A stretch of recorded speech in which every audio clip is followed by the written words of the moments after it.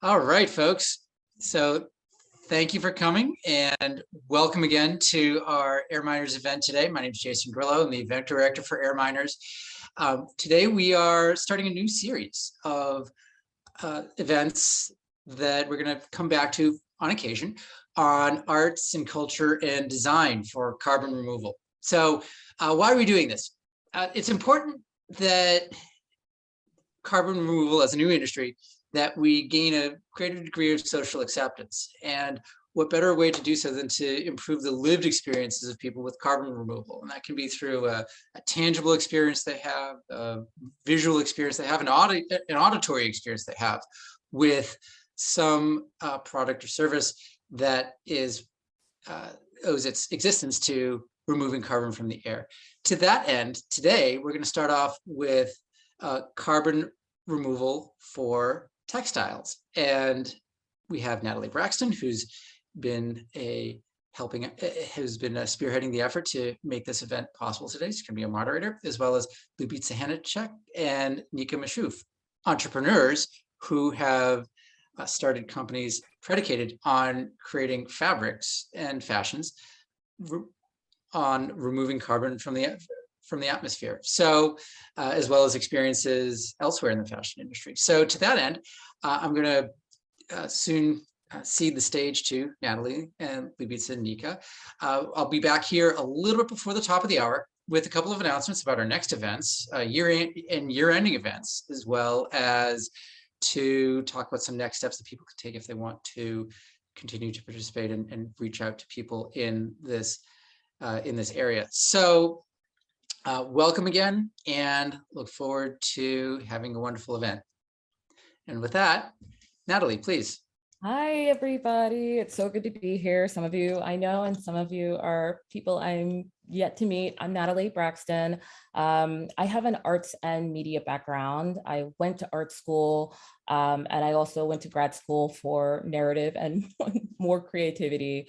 And so I always was wanting to make a difference, and sustainability was always something that was very close to my heart. And so after working on some narrative projects that had a lot to do with sustainability, I was very passionate about the textiles industry in general. That had always, being in London and being in New York and sort of seeing globally the impact of these things, I knew there were issues and I knew that textiles had concerns.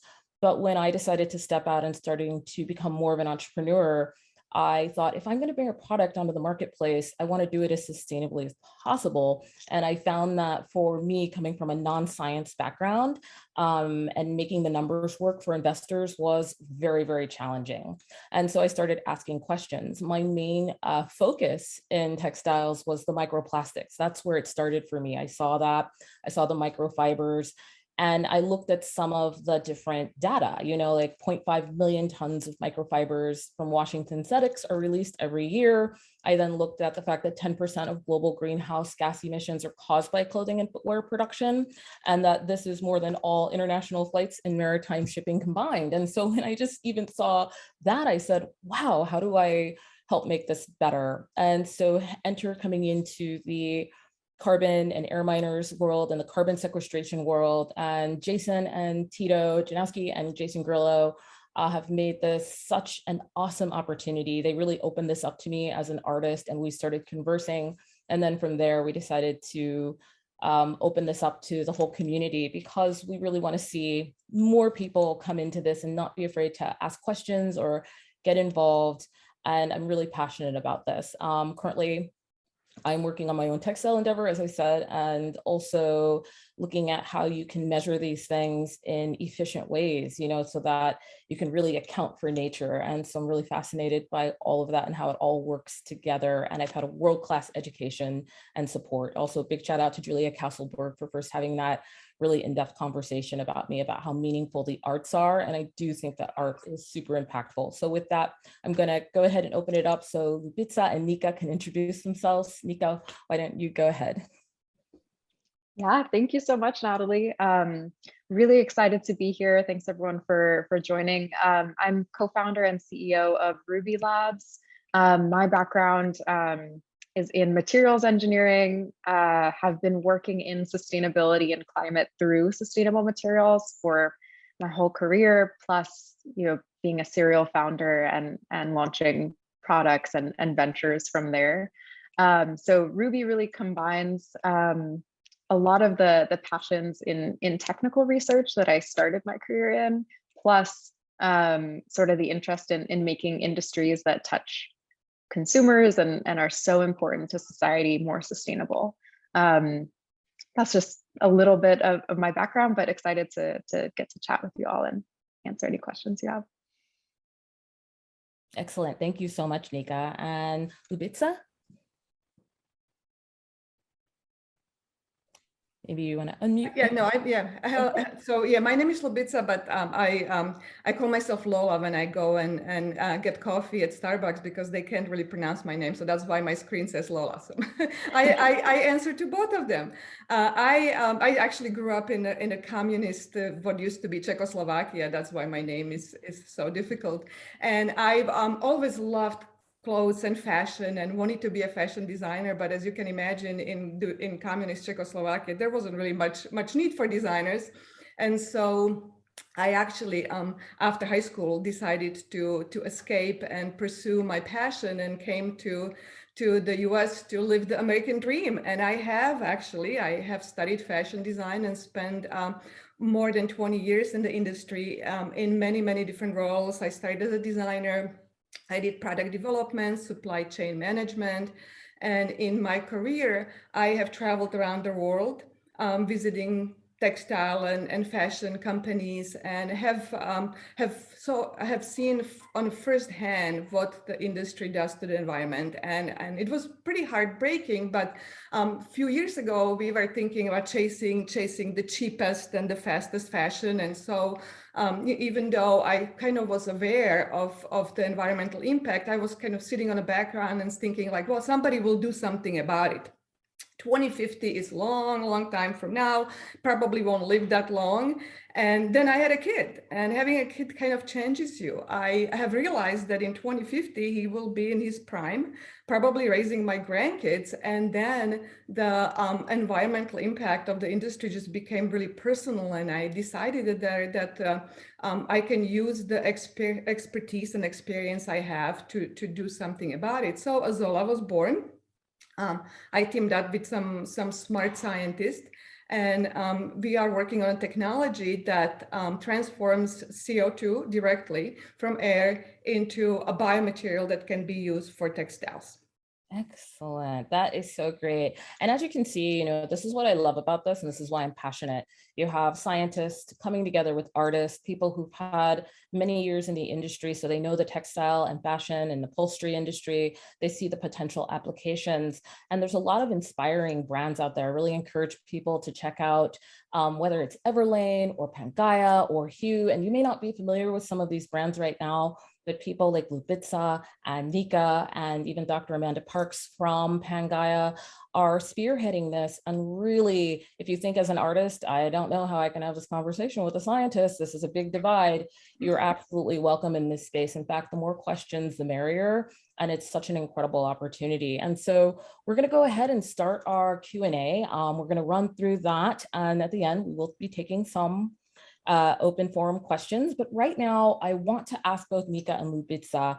And my first question is, how did you find your way into the world of carbon sequestration and textiles? What was it that drew you in? Just give me some of that, energy that sparked you forward. Yeah, absolutely. It really feels like a lifetime in the making almost, that really clicked together when I founded Rubi. I've always been passionate about sustainable materials, and especially really around unlocking prosperity and abundance through innovations in science. And materials are so central to our society and like global abundance that it was always a really inspiring scientific concept for me. And this has been since I was a kid. I actually published my first paper on artificial photosynthesis when I was 15 years old. Since then, have been really focused in sustainability and materials engineering. through like 10 years of lab research in the field on interesting new technologies that could really bring about transformational change in the way we make things and the way we live. And I studied materials engineering and business at Berkeley, and that's where I did a lot of that research. Especially as a materials engineer and with that background, I really see the carbon problem actually as more of an opportunity to unlock CO2 as a new natural resource and produce so many of the materials that we use today that are carbon-based, like textiles, which is our main focus now as a company, and also things like food, building materials, packaging, and so much more. So really see it as an exciting opportunity with technology. And then the sort of other parallel life that I've lived is I also grew up in the fashion industry. My uncle is the founder of BB Stores, which is a global women's clothing brand. So I grew up, spent my childhood in the design studios with designers, merchants at runway shows and photo shoots, all that, and with supply chain experts and manufacturers. So really gave me that insight into the industry, that love and passion for fashion, and understanding how awful the environmental impact of fashion really is. So I think those two things together, being part of both science innovation and the fashion worlds, really gave me that clear perspective that fashion is so ripe for disruption and sustainability, and is also really possible with innovation to become carbon negative and sustainable. And that's how Rubi was born. So from there, I invented our patent pending technology about a year ago, and here we are today, commercializing and making it a reality. That's great. Thank you. And Lubitsa? Yeah, it's a great story. So I came around the totally other way as a designer. As I mentioned, I have started in textiles, and again, traveling around the world and seeing, understanding the incredible complex supply chain.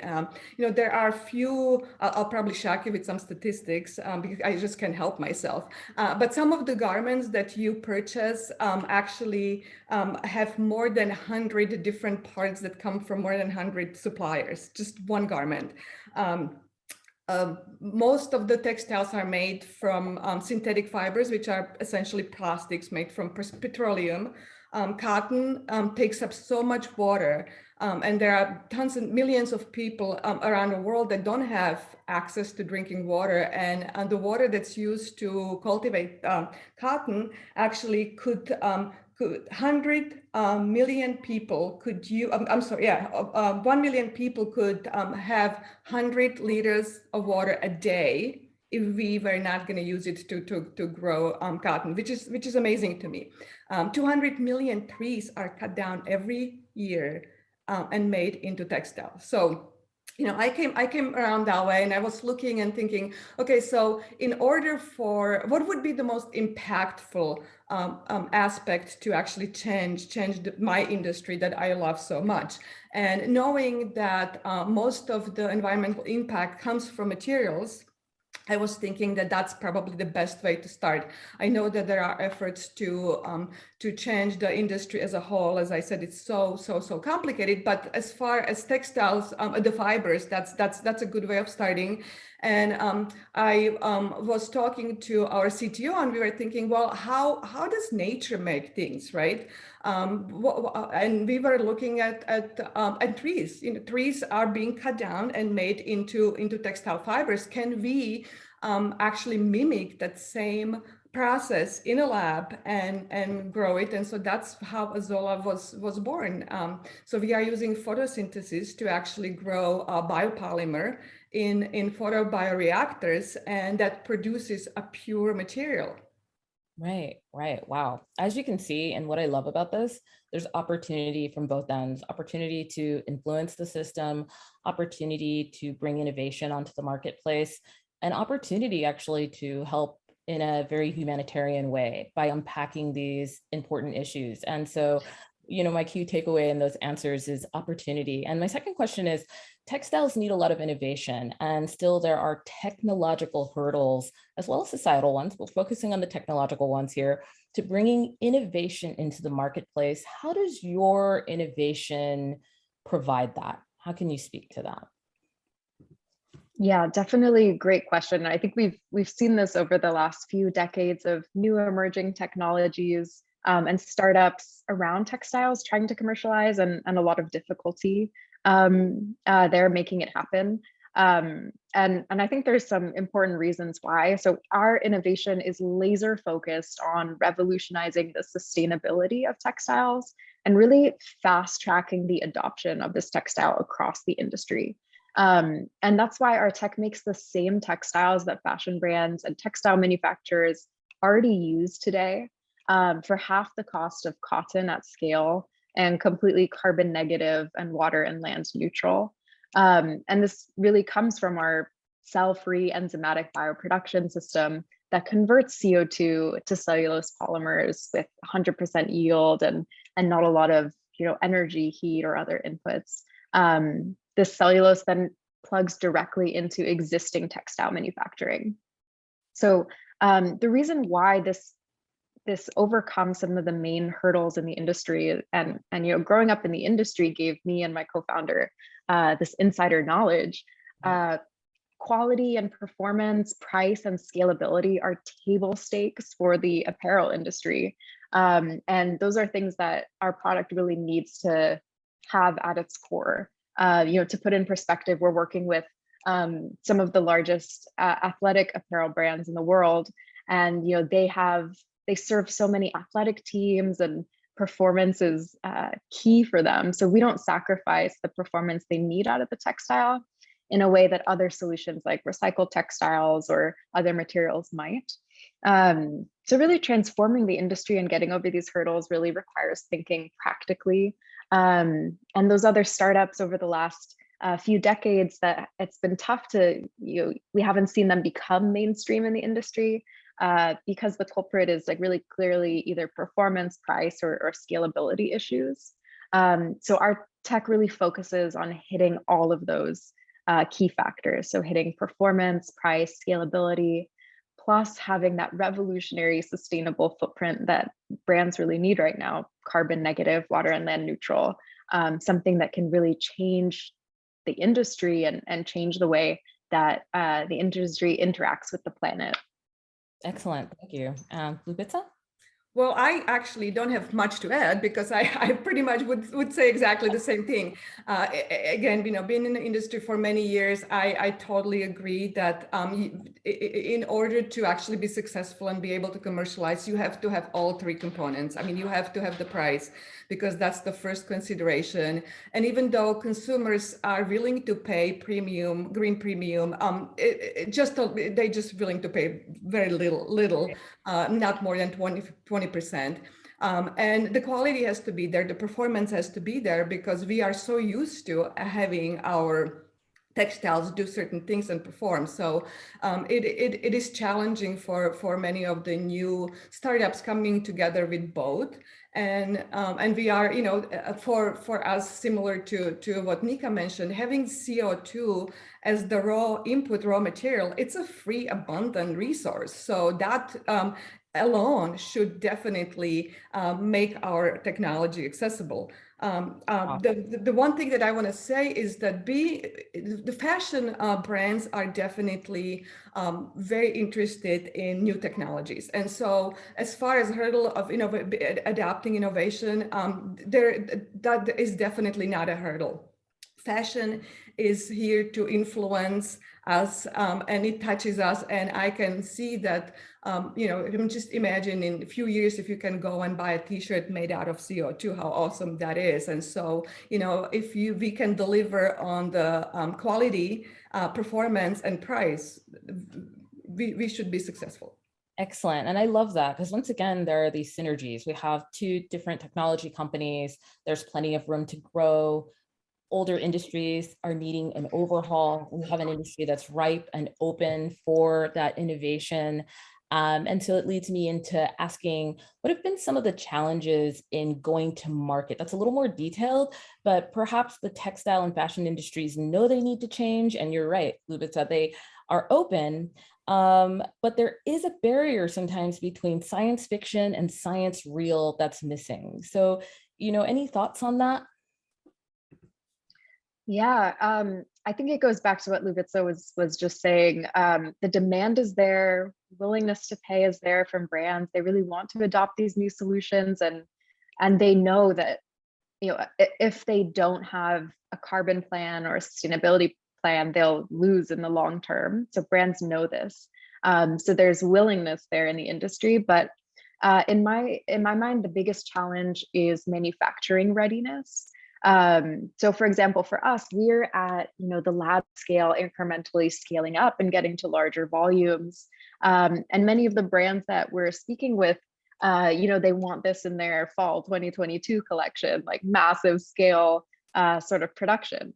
So it's really on commercializing the technology, integrating with industry manufacturers who typically work on really massive volumes, and getting up to larger and larger scales. I'd say that's really the challenge and the focus. For us, we've been really focused on establishing the partnerships we need and hiring great talent to make this happen. I think it's totally feasible, but definitely probably the main challenge in my mind. Very cool. Great. Again, totally agree. Biomanufacturing is a very new field, and we are at the very beginning, and so there probably will be hurdles and challenges that we don't know about right now. And it does take time, and exactly same thing as Neeka said, talking to brands, they do want, their first question is, so can we use it now? What do you have? And how much of the material do you have? Because we want to have it in our line. And it will take time, and we do have to kind of scale up. So it will take a few years. And, I think that what is going to be really important to change the way we are looking at things is to have the storytelling of people like you, Natalie, and to tell the stories to potential consumers and kind of get the word out there, what's available, because right now what people think the sustainability is may not really be sustainable, right? I mean, recycled polyester, we are thinking that that's sustainable material, but it may not be. So we will need a support from the storytelling, and as well as government. If you think about it, both cotton and polyester are heavily subsidized industry. So, we probably could use some help there as well. Right. And I love that, because it's like getting into those deeper topics, which hopefully, more to come with conversations like this, but there is so much, from how the consumer interprets what's coming on the market, to how the enterprises are bringing that on for scale, to even how, just overall systemically things happen in the supply chain, and awareness of new materials and how to integrate that through the supply chain. So much interesting, once again, opportunity there. I really appreciate it, because it's getting me thinking even again and more. And so my next question is, when you think about the possibilities creatively, because there is that creative spark and that artistic aspect to things, give me a flavor of what you see in the future. There are some amazing brands that are out there, as we kind of touched on, tackling everything from sustainable dyes to innovations in the supply chain, things like blockchain and crypto coming in as strong players of innovation in this. Where might this lead for artists who are looking to capitalize on some of this innovation, coming in and seeing this and being like, wow, what is this whole world of carbon sequestration? I thought that was like a sci-fi movie, but this is actually totally reality. What do you think about that? Because it's so much fun to have that conversation. Yeah, it's so exciting to think of all the possibilities. Yeah, a few things, a few thoughts on that question. One, I think maybe starting more on the technical side, I think synthetic biology really offers us the greatest power for creation that we've ever had. The ability to build a world of supply chains and manufacturing that's inherently good and symbiotic with the earth. I think harmony with the planet is incredibly inspirational for art. we're no longer just inhabitants of the planet, but now we can really be symbiotic with nature. And I especially think there's a lot of potential for looking to leaders of this ideology. So like indigenous communities and artists. And I'm really excited to see how that sort of ideology influences what we see in fashion and art. The other exciting trend I've been seeing in the industry around personalization and creation, circular fashion, and sort of like thrifting and thrift flips. It's kind of cool to see the additional artistic dimension of time and history and story onto a garment. So when things get used multiple times and secondhand, things like ThreadUp and other platforms that allow for this new imagination around like the history of this garment and all that. And it's been massive with creators on TikTok and other platforms of thrift flipping and personalization and giving new life to garments. I think that's a really exciting like sustainability trend that we're seeing. Last thing. Yeah. Oh, keep going, sorry. Yeah, no worries. Last thing I'll say is really exciting possibility around marketing and storytelling, how we engage with consumers with these like really exciting new realities and really create a movement, I think is inspirational from the artistic perspective of storytelling. Especially like one great example is in the 40s with the concept of litter bug. And that was like a marketing ploy that a company came up with, and it completely created a movement around reducing littering and inspiring like an environmental movement. So it's going to be awesome to see where that takes us today with how we tell the story of removing carbon through your actions. Absolutely, that's great. I was just going to interject before just to moderate in, but it is interesting how like things like Depop and like they're saying 130 million global industry for that recycling thing. And so, for not the recycling thing, but for the recycling of the fabrics and the clothing and what's coming out of that. And so when I hear you talking about that, what I hear you say, there's a lot of convergence. And then there's a lot of convergence, not only with that, but then with the new innovative technology coming in. And so literally as we are threading together actual new fabrics and textiles, we also are threading new narratives about how we want to live our lives. And so it's embedded now in our clothing. It's not just about protection, although sometimes our clothing is protective, but our clothing is political. It's a statement, it's a non-statement. There's so many layers to that sometimes people don't see. And yet there's so many people who are so clued in, that's like what they see, and so it's really fascinating to be able to be in that convergence right now. Lubitsa, any idea? Yeah, I just wanted to add, as a designer, I am really, really excited about what biomanufacturing can actually bring to the design world, because if you think about it, there has not been really much newness in fashion in a long time. I mean, you have the colors and the shapes, and there's only so much we can do. And so I am looking forward to totally reinventing the way we look at how we make materials. We are nano engineering these materials at the nanoscale. So as a designer, I can really explain to you what possibilities are, but I know that my scientists have all these amazing, crazy science fiction dreams. And so we are thinking about, having clothes that report on your health.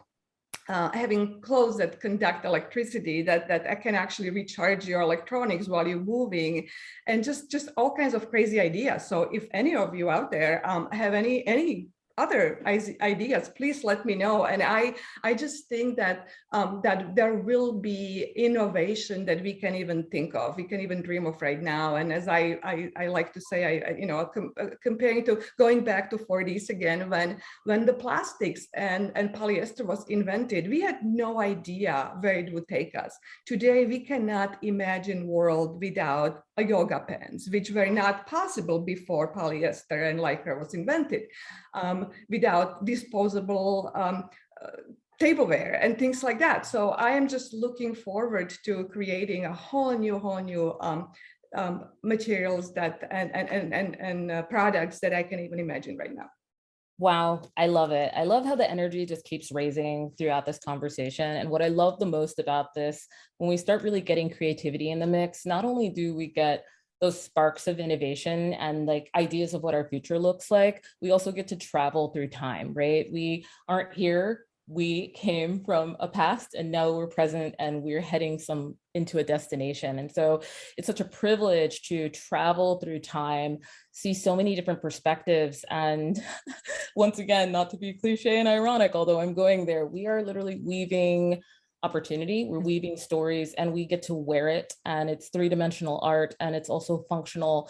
It's so many things. It's smart textiles, it's innovative. Let's make it as positive for the earth that is also our home as much as we can. And so I just love that. I love that I just traveled through time. That's great. And so my next question is, there are so many non-scientists who want to be a part of making a change and don't always know what their resources are.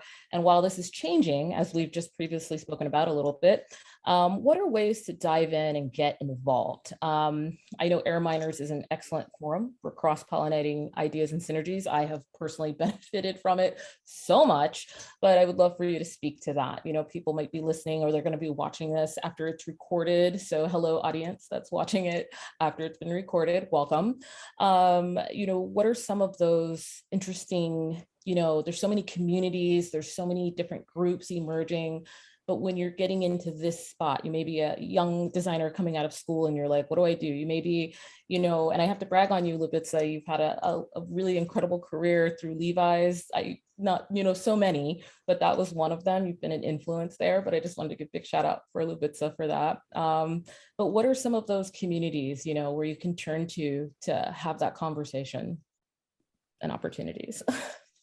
Yeah, absolutely. I would say, you know, getting involved in communities like this, like AirMiners, there's also, you know, many others like My Climate Journey and other places that you can go to find people really thinking about this problem.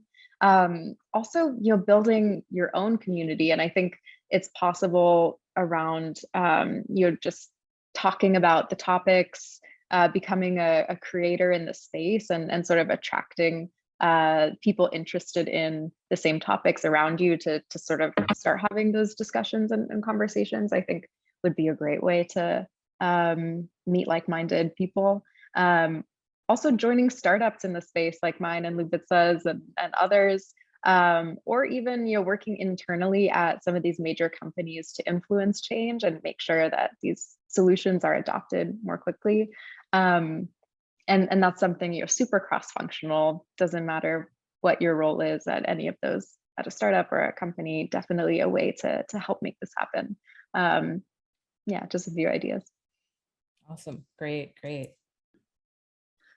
Just to add, social media is as dangerous as it is. It's amazing. So, you know, there is so much information and you can follow, if you're really interested in fashion and textiles specifically, you can find tons and tons of information. I mean, I am amazed every day. I get blogs and information and with new statistics and new development and following startups that are working on all kinds of really nifty solutions, not just in developing textile fibers, but also recycling, dyes, the way we shop.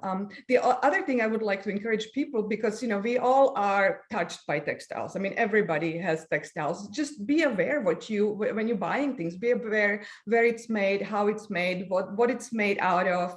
Ask questions. Make sure that you know all these things, and so you know how you can, because that's as a consumers, we can start there. We can affect this whole movement with the choices we make. And I am always very happy to talk to anybody. I talk to young students that are thinking about studying, going into fashion. I'm more than happy to talk to anybody. So just reach out, and I'll be more than willing. Awesome. That's great. You know, Lucia, that's an awesome, you know, both you and Neeka, that's such a fantastic jump in. And I also, just how even I came into this, I was in my entrepreneurial aspect of things. I was looking for an environmental scientist. I ended up going to a conference, and that was another opportunity. I've gone to conferences online and met people, as well as conferences, IRL, and, and it's just been just being able to speak with either an economist or a scientist and say, hey, I'm doing this, I'm interested. And them being so like, hey, have you thought about this? What about this opportunity? I can't say enough about that, and a big thank you for that. And then the other thing you touched on, Lubica, which is great, like it's a great segue, it's like the consumer has a lot more power than they realize, whether you're the artist, the scientist, whatever domain you're in. And I think that's where things are going in a lot of ways. Like we'll soon have a lot more sort of supply chain transparency, right? Supply chain through 2020 to 2021 has become one of those phrases that it went from, nobody was talking about supply chain to now you have almost like, like 15-year-olds in high school being like, I couldn't get this thing because of the supply chain. And so this understanding, of what the mechanisms behind your consumerism and having an advocacy role in that is really coming to the forefront. And I think there's a lot of exciting technologies that are helping to drive more conscious consumerism, more educated consumerism. And so that's, like Lucia said, it's an even more awesome, potent way to get also involved, is to put that out there, that you're looking at those things, especially as creators, designers, scientists, because that's how people are learning, and then my next question is, and this is the final one before we open it up, because we have some really great questions in our open forum Q&A. So the call to action, which I think you guys have already kind of got in there. What are some of the who, what, where? This is a little bit repetitive, but we can just move right through this, right into those questions. But call to action, what are some of the who, what, where, and why of people that you are looking to work with and attract to your respective companies? What kind of things are you looking for? What kind of thinking and dynamic thinking, do you want to continue to see, come into this space, and who you personally would love to reach out and have an opportunity to work with? Yeah, absolutely. For us, and we're growing pretty quickly, so definitely really focused on hiring and who we want joining our team, and then also thinking about the space in general. We're really wanting to grow our team with people who have a passion for making major industries planet positive, and sort of that excitement and passion from many different perspectives, and whether that's from a science and engineering perspective, fashion, any sort of marketing, storytelling, communication, art. There's so much need for cross-functional collaboration and to make this a reality. So, we're really focused right now on hiring science and engineering roles. If you have a background in bioengineering or chemical or process engineering, we'd love to speak with you. But also over the next year, we want to grow our team in business dev, sales and marketing, more on the storytelling and all that. And then also designers, storytellers, artists. We would love to explore ways we can work together and support this movement and sort of build up the public awareness and excitement around this movement. So there's so much potential. Definitely, if you're interested and passionate in what we're doing and trying to create here, reach out. We'd love to chat. Excellent. Lubica? Yes, I pretty much, again, we are looking for same thing. Our technology was actually invented by an architect and a fashion designer. So we are all about thinking out of the box. So collaboration, if anybody would like to talk to us, have some amazing ideas. We are thinking about possibly one of those forward thinking ways is using our material in 3D printing, because we see that as definitely something that's a future. Anybody that's developing anything carbon capture, designers that have ideas, like I said, young people that are thinking about getting into the field, please reach out. My email is available. I am on AirMiners, and do want to give shout out to AirMiners. Love the community, extremely supportive. Every time I have any question and just throw it out there, I get tons of replies. I love how passionate people are. And so really, really enjoying this community. Great, that's great. And we're getting ready to segue. And I just wanted to say, I know, and I wanted to put this out there. We talked a lot about the opportunities. We didn't get a lot into the super science innovation and like what the metrics are and how much carbon we are going to sequester, but all of those things are relevant. All of those things are there. It's very much aware, but loosening up that conversation for people coming into this space. And with that, I'll go ahead and turn that over to Jason. Sure. Thank you, everyone. Questions, we've got quite a few. I'm going to start off with something that Grant Faber asked and was +1 by Grace Lindsay. What does the carbon impact look like? How is it carbon negative through end of life for the textiles? Thinking about the whole life cycle of these, how do you go about verifying that? How do you go about measuring that? Yeah, great question. So one, just looking at the textile in and of itself, it's a it's a cellulosic material. And, there is some robustness in terms of how long the carbon stays locked in there in case it was put in a landfill or composted. So landfill is something like hundreds of years timescale before degrading and escaping back into the atmosphere. But really, I think the focus for us in terms of disposal and end of life and designing this product and our whole ecosystem is integrating with the growing trend of recycling in the textile industry. So our textile can be mechanically and chemically recycled in the same ways that some of the really growing recycling startups and other larger companies are able to recycle textiles today. And then, fully integrating and being a prominent part of some second life or thrift sort of startups, companies, all that. We have some of our investors who, one of them is like the CEO of ThreadUp, and we really plan to be heavily involved in sort of that end of life for textiles. It's being completely reinvented today with secondhand and recycling, and that just extends the lifetime of these textiles, so that the virgin materials don't need to be created necessarily, and we can just recycle the same materials to some extent. So for us, we are projecting that for each pound of our material, we are actually going to remove 3 pounds of CO2. And we would love to, I would love to talk to you, Grant, about doing some life cycle analysis, because we still need to do that. We are pretty early on, and that needs to be done. And so if anybody has any resources around that, I would love to talk to you.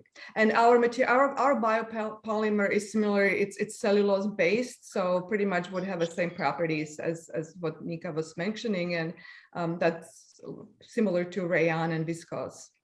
Got it. Thank you. On the flip side, a question from Nick Filstra. Do you use solid absorbent materials in your capture and conversion process? Kind of the flip side, thinking about how, the source of the CO2 itself. Yeah, so for us, actually, our system is entirely bio-inspired, and that's really actually beneficial for how we do the carbon capture and conversion. So we don't have any typical, sorbents or anything you'd see on other carbon capture approaches. We actually we use a cell-free enzymatic approach, which actually allows us to, from either direct air capture, really low concentrations of CO2, all the way to higher concentrations, let's say like flue gas from a manufacturing facility that's around 20% CO2, or even higher purity. All of those different streams are completely effective for our the carbon capture and conversion that our system achieves. And this is something we've proven and validated in our lab prototype. And so because we're using enzymes, because we're powered by biology, it helps us be really efficient and specific to the carbon in the source. So we don't need any of those other technologies that's used in other like non-biological systems. Lucia, anything to add? No, actually, very, very similar. We are looking at direct air capture right now, so pretty much very similar. Cool. Shifting to a bit of a branding question from Jake Harrison. When you tell consumers that the material is made from CO2, are they enthusiastic or reluctant to wear quote unquote pollution? Noting a European survey from Bioinspired CO2 Ver was kind of split on that topic. Yeah, super interesting question. Lucia, sorry. No, go ahead. Yeah, it's so interesting and definitely goes back to what we were chatting about with storytelling and getting consumers aware and understanding. I haven't seen anything around like reluctant to wear pollution. I think it really depends on how you communicate it. So focusing on the coolness of it coming from air, or you're helping reverse climate change, or some of those perspectives, I think really help. One thing that I think you're like totally getting at is, and something we're likely going to avoid is, let's say we're taking carbon from like a big natural gas plant, or like a traditionally like really dirty source. I think if consumers really, if that's our carbon source and consumers understand that, that might have really negative impacts because we're supporting an industry that maybe is counterintuitive to what we're trying to do. So I think just being really thoughtful about our whole life cycle and how we communicate it is going to be important there. Yeah, I agree. I agree. It's how you tell the story, and in my experience, talking to people, brands, and potential customers, everybody's pretty much excited and they can wait. They even want to have a T-shirt that says "Made from CO2." So I think that it really could be spun definitely positively, and I don't think that there will be much resistance. Kind of building on that, Situ Ranukia, apologies if I'm getting your name incorrect, has a question about consumers that shop at fast fashion brands may be less willing to pay green premiums. Are fast fashion brands also your target customers? Yeah. Yeah, for sure. Yeah. I think initially, to scale the technology, we probably will be talking to more of the smaller brands that are not the fast fashion, and because we will not have enough material to supply a huge chain of stores. And by the time we get to be scaled up, consumers are going to be used to actually new material, and at scale, we should be able to compete with the materials that are in right now, like cotton.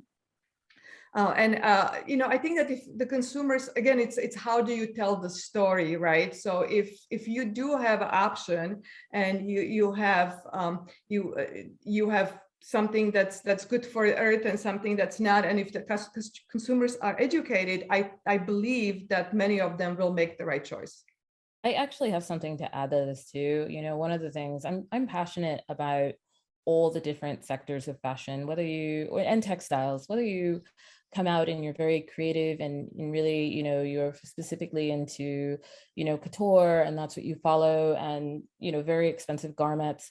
But I think it's also important to think about consumerism overall. And I have a thought on this when I think about the fact that I really care about consumers who go into all of the big box brands, like whether they're shopping online at Amazon or Shopify, and also Walmart. It's like to see the prices come down for the industry, and to see that eco isn't a luxury value add, but it's a necessity, that can actually, your average consumer walking into a certain like Walmart facility or buying it online can then go, yeah, okay, great. Like, oh, this is made from air or CO2. To see that conversation become super ubiquitous, is really, I think, so future forward, and so I think there's a huge opportunity in that to influence, and I think there's openness there, and it really will have to do with the scale and how things move forward, but eventually costs will, I believe, get lower based on what I'm seeing. Or if I may add, the opposite, the cost of the materials that we are using right now may be going higher, because when we're going to start paying for, for the pollution and all that, that I can see that possibly happening as the legislature is moving forward. Mm-hmm. Definitely. Yeah. And just to add on from our perspective, we to create full industry transformation and make this a no-brainer for any brand, whether you have a sustainability mission or you don't. That's completely part of our strategy and go-to-market. We really want to democratize sustainable fashion and make it the new normal.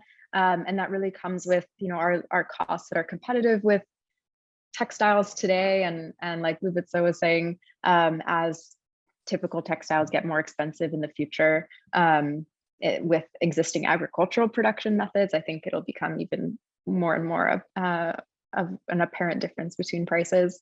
But yeah, it's absolutely my goal that all the fast fashion brands, also like Amazon, all these major companies, use our textiles, maybe not because their consumers really care about sustainability, because that's completely fine. It's still planet positive, and I think it should be a no-brainer for the entire industry.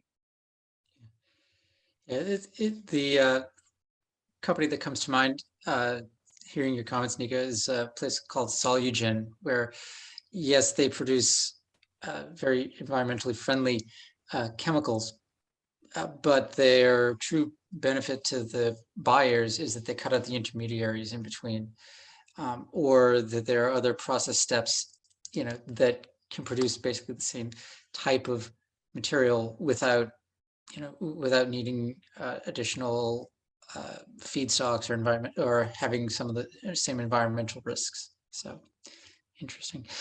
Question from Catherine Owens: what are some of the biggest hurdles for scaling up your companies? Yeah, definitely one of the main ones is actually scaling up the tech. So like we chatted about getting from the benchtop and the prototype that we're at today to these massive industrial scales is a challenge. I think also one thing that, we just are on the tail end of our seed fundraising, but I do think that it was a little bit challenging actually to get awareness on like the need for sustainability in the fashion industry from VCs, and fundraising for this really important technology and business. I think that has been a hurdle, and now we're just trying to get all the talent we need to make this possible. So I think that's also one of the going to be the next big hurdle is growing the team. And so yeah, if anyone's interested, please reach out. But we're definitely growing significantly in the next year. So those are probably some of the main hurdles, at least over the last 6 months, that have been really top of mind. Yeah, I totally agree that the fundraising is tough, especially at the early stage. I have been talking to a bunch of investors, and they say, hey, when you're ready to go to the next stage, please come back to us, and we'll be very happy to support you. But it does take time. Developing a new material it doesn't happen overnight. It does take time, and so to find people that are willing to support us, that have the patience to kind of go through that with us and go through the technology, that's pretty much the biggest hurdle. And we just need to, again, it's a very new, really new biomanufacturing is a new field, and so I'm anxiously looking at other companies that are developing not only textiles but other biomanufactured materials, and I am keeping my fingers crossed and rooting for all of them, because I see that as a future of manufacturing. And so we need a lot of innovation, and I think that more companies that will get to the commercial scale will help us all to pull us through there. Yes, that is so awesome. I want to just give the closing remarks before I pass it over to Jason for the last 5 minutes. It's been a pleasure being here. The questions are awesome. As you can see, we have really incredible dynamic thinking from scientific to economic to artist. It's a hybrid model that will create the change and a hybrid amount of approaching the problem to get the solution. And so I hope that this was inspiring. I hope that people could take away that there is a lot of opportunity, but there's also a lot of work, but that just makes it even more awesome, and a lot of changes on the horizon. So thank you so much, AirMiners, for being such a support to me. I'm learning every day. And thank you, Neeka and Lucia. It's been incredible and such an honor to do this with you today. It's great. More in the future. Thank you. Thank you, Natalie, and thank you, Neeka, and thank you, Lucia. So just to I'm gonna share some links here for a couple of announcements. First, take our audience feedback survey. We'd love to hear more from you about how we can make our events better. Our next event is going to be next Wednesday, where Grant Faber will be hosting a roundtable, hey Grant, of different ways of utilizing CO2, comparing that against storage solutions and how those might stack up in people's business models. To take a look at all of our events, take a look at our events calendar. I've provided a link for that. Thursday in AirMiners Slack itself, we're going to be hosting a Coffee with Carbon event. So sneak preview for that. We're going to be hosting it in a Slack huddle. So feel free to, if you are on Slack at that point, feel free to go there.